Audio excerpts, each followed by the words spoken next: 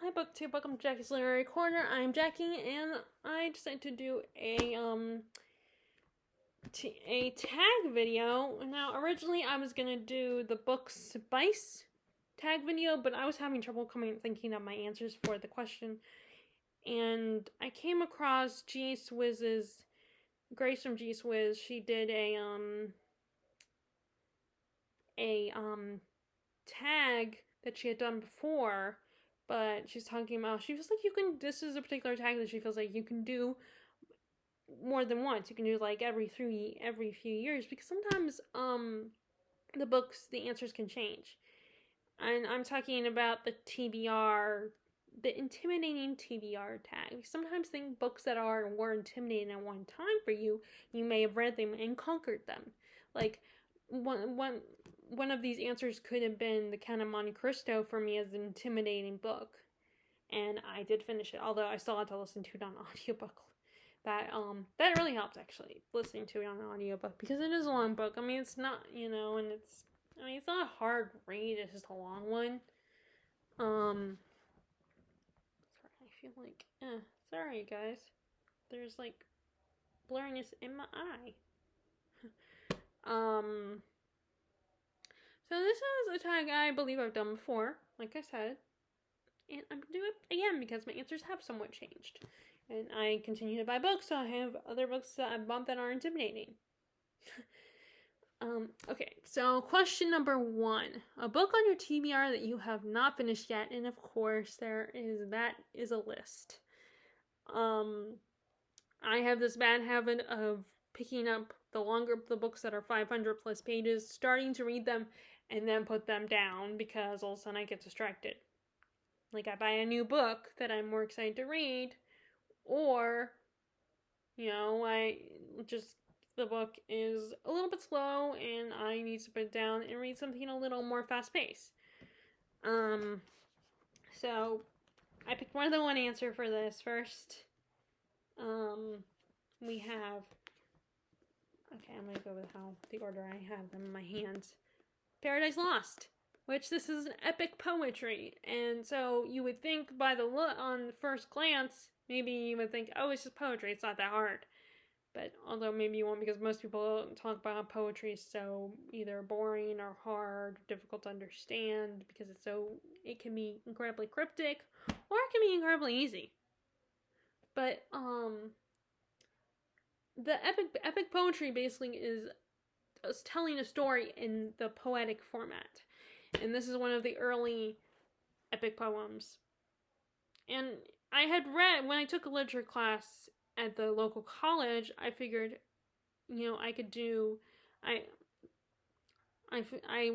we had read Beowulf and Sir Gawain and the Green Knight, so I was kind of inspired to try epic poetry, because I did like those. I didn't love them, but I did enjoy them, particularly once we talked about that.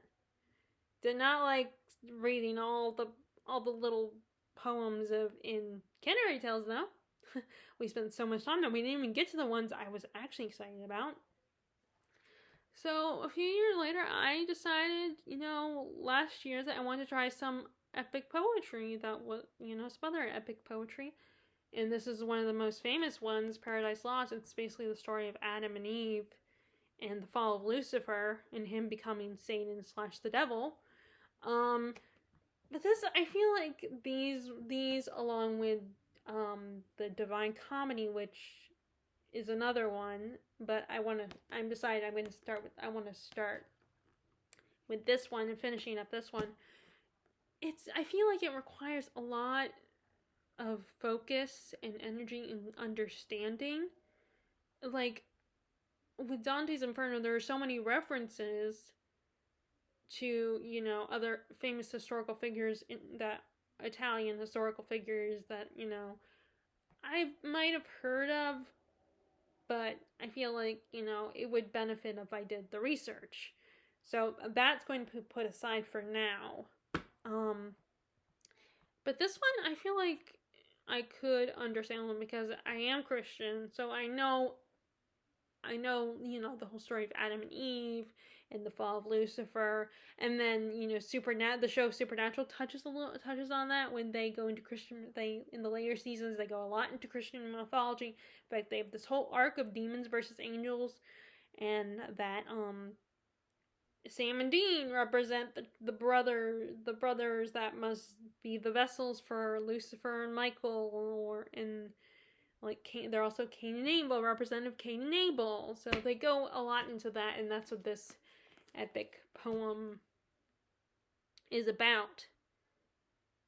But it's still can be confusing, and I would benefit with talking to someone that had more knowledge on this, but unfortunately I don't have my close friends aren't, and neither are my family. My dad could potentially help me, but I have to bring it with me. So, next time we go on a trip as a family, or next time it's just me and my dad, I'm gonna make sure I bring this book with me that time, so I can read it with him instead of going on the internet. And then another one is the historical fiction, The Physician, and this one is not as hard as that one.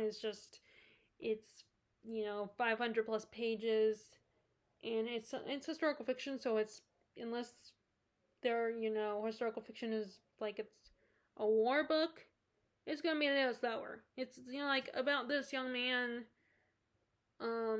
wants to be a physician. But the physician school he wants to go to in Persia, they don't like Christians, and he's a Christian, so he has to pretend he's Jewish to attend this Muslim school.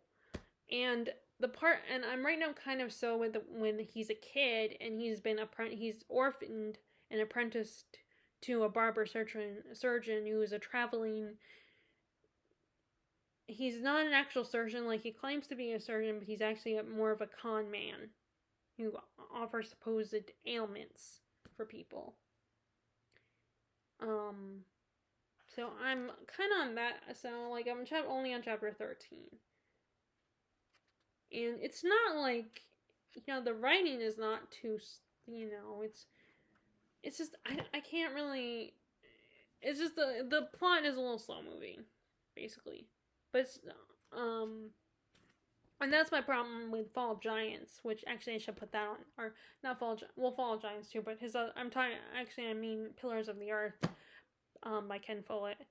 Fall Giants is his other book, but that's the other thing is Pillars of the Earth is also slow moving, but I have made a tiny bit of progress on that one. But that's actually another one that I haven't finished yet, so I really should put that one on here. But really, yeah, that's why I haven't picked it up. And then I went ahead at the last minute and decided to add Moby Dick by Herman Melville.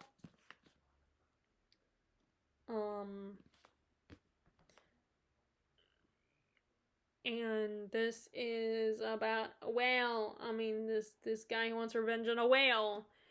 And this was, the way Jennifer Brooks did a vlog of it this past summer, where she read the book. She was at the beach, and actually she might have been at the same beach I went to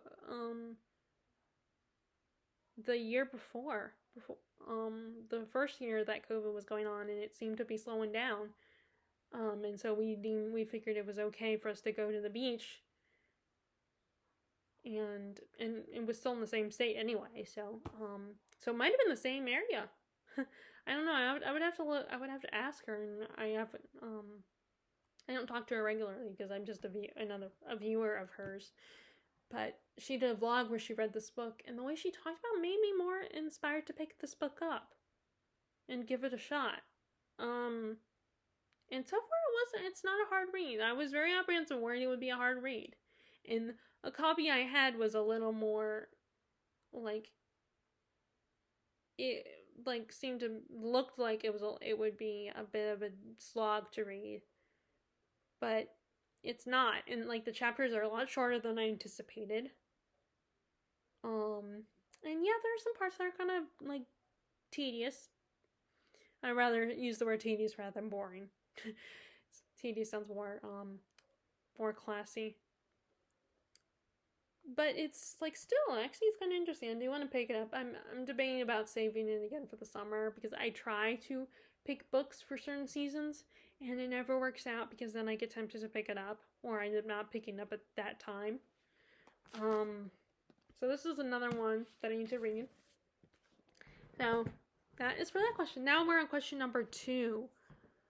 A book that you haven't had the time to read. And that is This Big Boy. So, this was a book, and an author I heard about on the channel Leaf by Leaf. And the way in his review of it was really great and just really inspired me to check this one. I can't remember the other. Oh, J.R. was the author's other, William Gaddis's other book. But first, it's like, I have this one, so I should read this first before I even consider buying that one. But, this is basically this guy who, he wants to be an artist, but he felt he was not very successful at it, and he becomes a copyist, or I don't know what the actual term is, but someone who copies someone else's work, like does their own version of it. And he just can't find the real art in things, and he thinks everybody's just a copy of someone else's art. And I haven't read a lot, but the writing is a little bit of a challenge to get through, and there's not much of chapter breaks. I mean, I think there is sort of, but not a lot. Okay, good. Sorry, I just got, I've had a habit of buying. I've recently bought a bookmark that I already had the last time I was at BAM, and this one I wasn't sure if I had the bookmark in here. I wasn't sure if I had it, so I thought about buying it, but nope, I have it. But anyway, so it's not hard. It's just there's not a lot of separation in the chapters, so it can be a bit overwhelming, and some of the sentences are like so good that it's hard for me to. I'm like, for the longest time I was reading like young adult, and so I was used to, and then some of the adult books I've read are like Stephen King, where the prose aren't that fancy, they're kind of basic. And I was watching Steve Donahue's video where he talked about he mentions in passing Stephen King's prose and said they're not very good. So I'm used to very simple prose, so reading someone with more enriching prose that oh,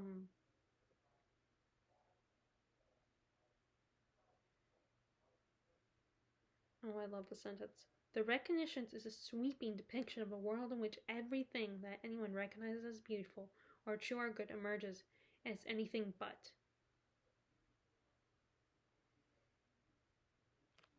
I love the back description of what this is about. But it's a lot. And I think it is a big commitment and requires a lot of time for me to focus on it and to really dive into it. Okay, so next one is a book you haven't read because it's a sequel. This was a situation where, like, I have a bad habit of taking a long time to buy sequels of books. And then, especially if I can, if I'm trying to only buy one book, I'm like thinking, oh, I want to buy a new, shiny new one, or one that is new to me, and not just a sequel. But I've had this one for a while. It's been sitting here for a while, and I haven't picked it up. I keep meaning to pick it up because I love the first book. I was one of the people that did actually enjoy it. I know a lot of people did not enjoy it. And the sequel being Rule of Wolves, the sequel to King of Scars. It's the Nikolai duology, except for he's not the only main character. It's like, in fact, it focuses more on Zoya and Nina than him. So, but I feel like the marketing team probably was in Leigh Bardugo herself for probably passing this off as the Nikolai duology because he's a fan favorite. Although people love Nina, I think Nina has a fan base too, and I don't know about Zoya. Although I think a lot of people I've heard talk about said they like Zoya in this, but she wasn't like a fan favorite. But although I'm very happy to report that there was an aspect of this book that I was anticipating and hoping for, is how it turns out. I'm happy to hear that it confirmed. But yeah, so this one picks up where King of Scars left off. So I have not picked it up. I really should like consider like reading it, start reading it after, like keep it on my radar and in view before I forget again. Maybe after I film this video. But yeah, so this is a sequel I have not read yet. Okay, so next one is... Okay, question number 4, prompt number 4 are books that I don't have in my possession yet. And actually, it's perfect that I chose to film this now, before March. I'm filming this before March, but I'm going to upload it. I'm scheduled to upload in March. But, and by then I will have read one of my answers. But I figured, so I can talk about it in this video, I'd go and film it now. So this is a book you haven't read because it's new and I chose 2, and the one that I'm going to read soon, I just haven't got it yet. It hasn't, because I put on hold on Libby. Of course, other people are currently reading because it is a brand new book. That's Once Upon a Broken Heart. It's a by Marissa what's her name? Not Marissa Meyer. Marissa Meyer. Stephanie Meyer is the Twilight author. I get their names mixed up because they have the same last name. Marissa Meyer, and this is a prequel or a spin-off. I don't know, but it has to do with Caraval. It was confirmed. It's related to Caraval, and it will spoil Caraval if you have not read Caraval, which I have read. A couple, 2 or 3 years ago, I had finally finished Caraval series, and I loved it, although I did donate it to the Black Castle books, even my autographed copy of one, because yes, I enjoyed it, but it wasn't the end of the world that I gave my autographed copy of the last book, especially because it's only in the last book. I'm not going to keep the last book, just to get the autograph, just to keep the autograph, unless I keep the whole trilogy, and I did love it, but I didn't decide I didn't need to keep it. And I can always get on, I have an audiobook reader on my iPhone, so unless, I get a new phone and it doesn't come with it, I'm good. I would not be happy if it doesn't, but I don't see why it wouldn't come with it. But anyway, so, like I said, it is actually about a character, one of the antagonistic characters in the Caraval series. So I was very happy about that because I thought that would be so much more, so interesting. Even though I didn't have any of the complaints that other people had about the Caraval series. I did have a suggestion that it would be interesting to explore certain characters in a spin-off. And it actually happened. One of the characters I mentioned I would love to see a spin-off has happened. So I have that on Libby, as I have it on hold on Libby. But I haven't read it, so by the time this goes up, I will hopefully have read it. Or started to read it, at least. And then the other one is Where the Drowned Girls Go, I think it's called. It's the book 7. It's book 7 of the Wayward Children series. I just recently listened to Across the Green Green Grass, and I'm reading these in order, chronologically, as they come out. So, and I think where the drowned girls go, I'm guessing has to do with the ocean and mermaids in a mermaid world. So I'm guessing one of the, I don't know which, there's one of the girls I remember was talked about being in a mermaid world, but I don't remember which girl. I know they've referred to her as a drowned girl, but I don't remember her name. But I think there was a scene where she was playing in a fountain, because it's the closest she could get to water. That'd be so fun, playing in a fountain. But, yeah, so I do vaguely recall there's a girl from, and I want to say she's Russian. I want to say she was Russian. But I don't remember her that well, so. But I'm guessing Where the Drowned Girls Go is going to be about her. And it's book 7, so I just finished Across the Green Grass Fields. And I don't know if Where the Drowned Girls Go is actually out. I can get it, but I'm probably going to wait, because if I get on Libby, it's probably not going to be easy for me to get. I'm probably going to have to wait for a long time before I get it.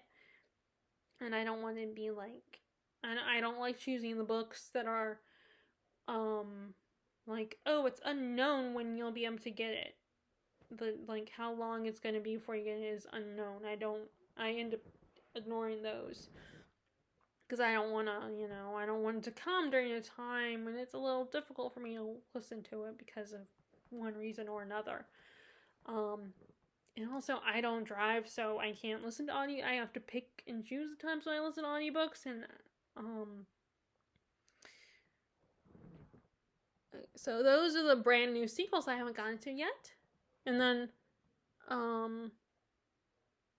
although,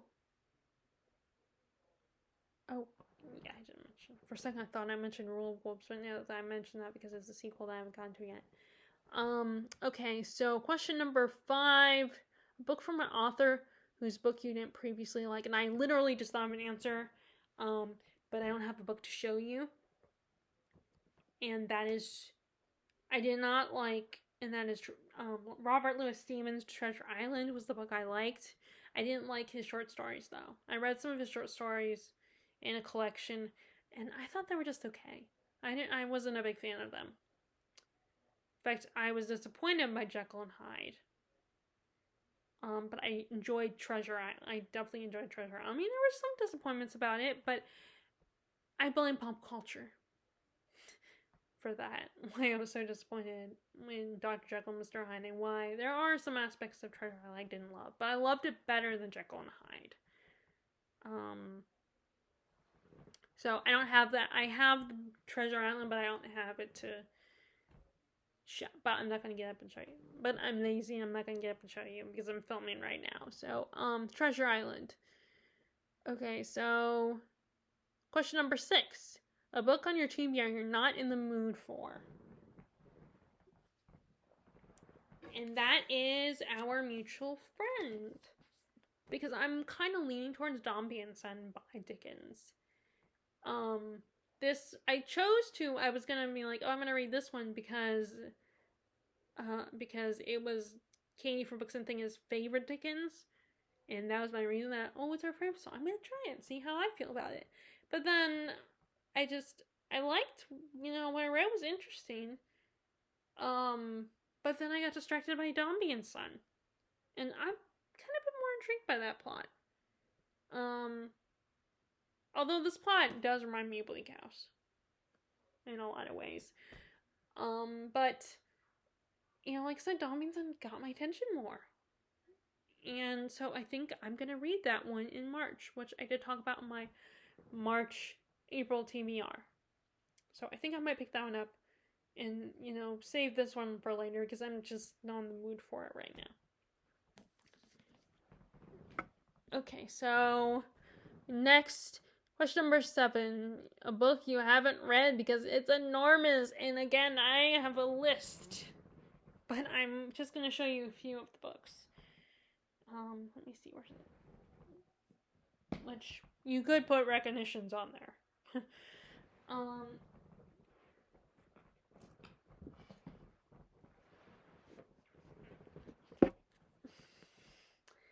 These are my enormous books on my TBR that I need to get to.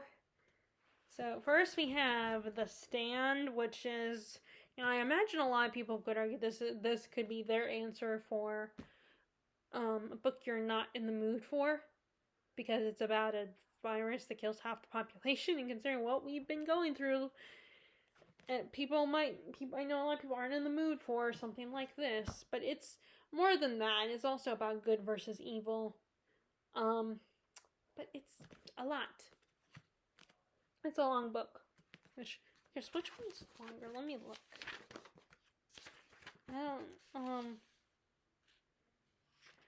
So this is in the 1,000-page mark, and so is this one, and I imagine so is Les Mis as well. So this one and Les Miserables could also be on this, as well as books that I have not, that are enormous, that I need to get to on my TBR. I did make my TBR Goodreads goal to be 16 books, as to take the pressure off. But I'm trying to get through books first, reach my Goodreads goal, and then chill out. And I mean, for me, I know a lot of people say, oh, it's not about quantity, it should be about quality. But I still enjoy my books even if I'm trying to reach a goal. For me, and I'm sure for a lot of people with that goal, it's fun. It's fun to set a goal and challenge yourself. That's what it's about. It's not about, oh, let's see how fast I can read, how many books I can read. Yeah, you may be reading a lot of books, but there's people that can still read a lot of books and have a good time. And enjoy themselves. There are people who are speed readers, who can read really fast, but it doesn't take away the enjoyment for them. For some people, yeah, it can. And I think it's about accomplishing something. It's fun to, to set goals.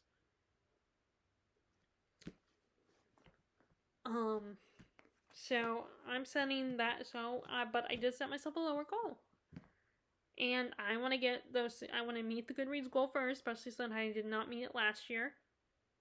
And then I can read and then I will chillax and read whatever I want. Of course, the problem is that because these books are enormous, this one, along with Don Quixote, about the guy who is nostalgic for the era of chivalry, and then reads so many books that he goes crazy and thinks he's a knight in shining armor. And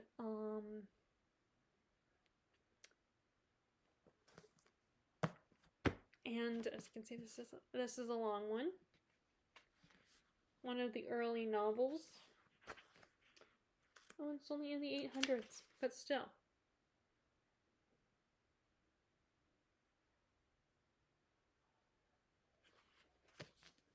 But there's that one. And then the last one is Priory of the Orange Tree. So this was one that I originally had a hardback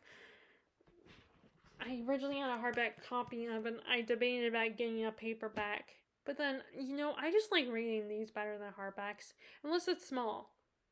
I recently bought, what is it called? Miss March. And that's a small book.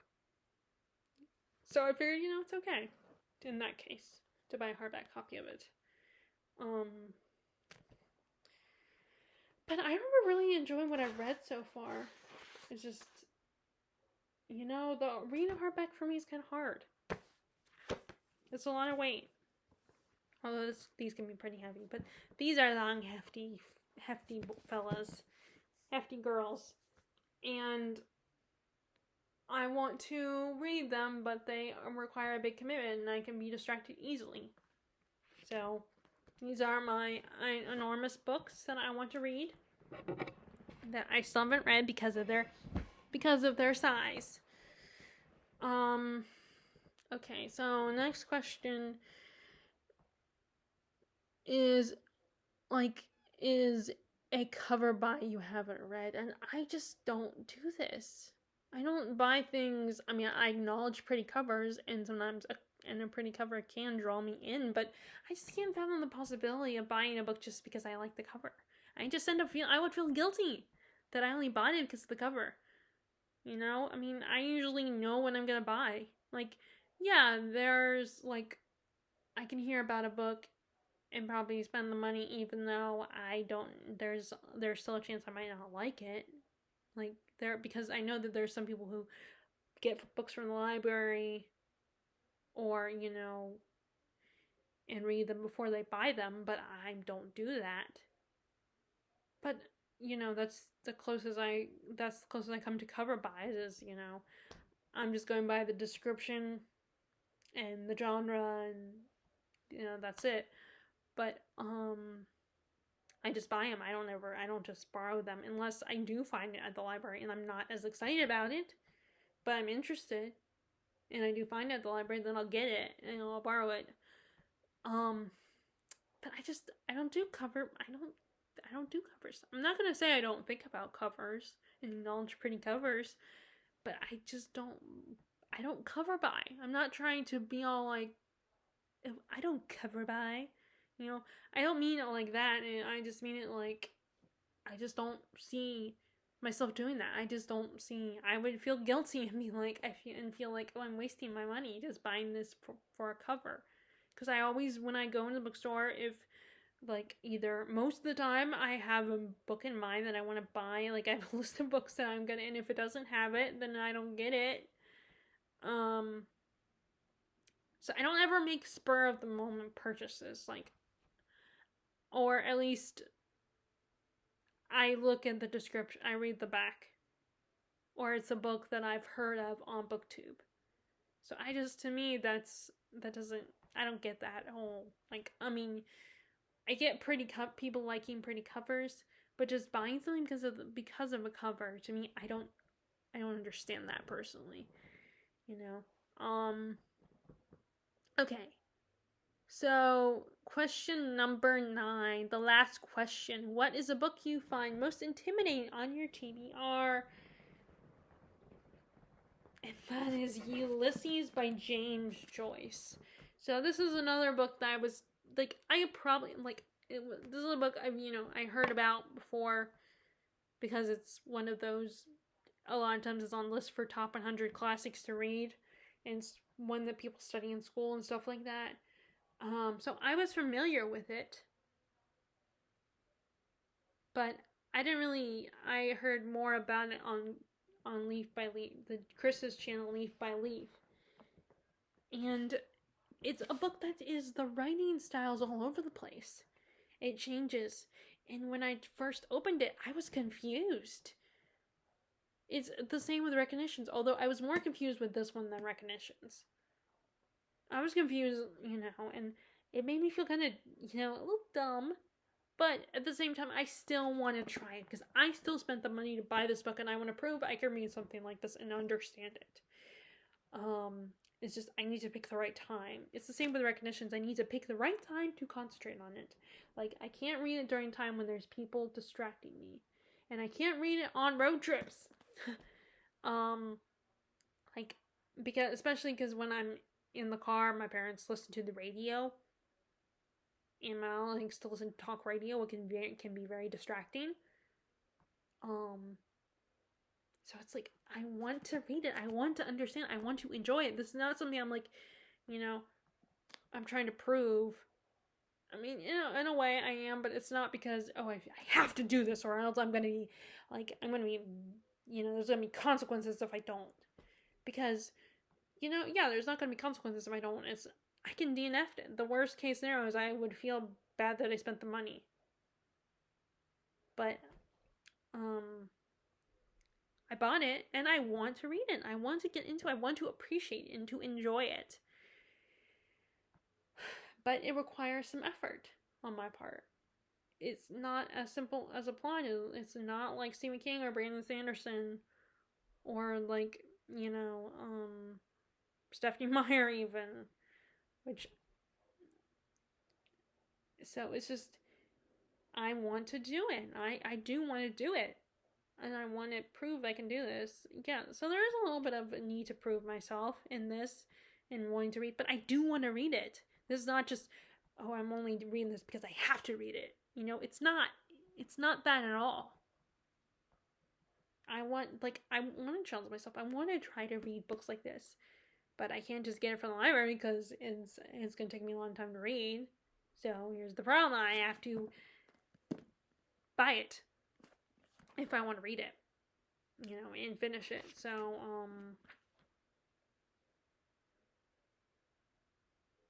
oh, okay. So this is this book also has my other Alice in Wonderland bookmark. I have two Alice in Wonderland bookmarks. The one with Mad Hatter on it, and then this one with the cards. The Queen of Hearts' cards. But yeah, I want to prove I can read something like this and get into it and enjoy it and just look at it as a beautiful piece of literature that is still can be entertaining. But it is a challenge and it is intimidating. So yeah, this is my most intimidating. In fact, it's more intimidating than the Count of Monte Cristo, because Count of Monte Cristo's biggest problem was it was long, and there were some slow parts. This one, the writing style is very confusing. And, this is in one of those many books that does not use quotes when they're doing dialogue. Both this one and the Recognitions does not use quotes. And it's like, what the heck? How do I know when characters are talking? There's no quotes.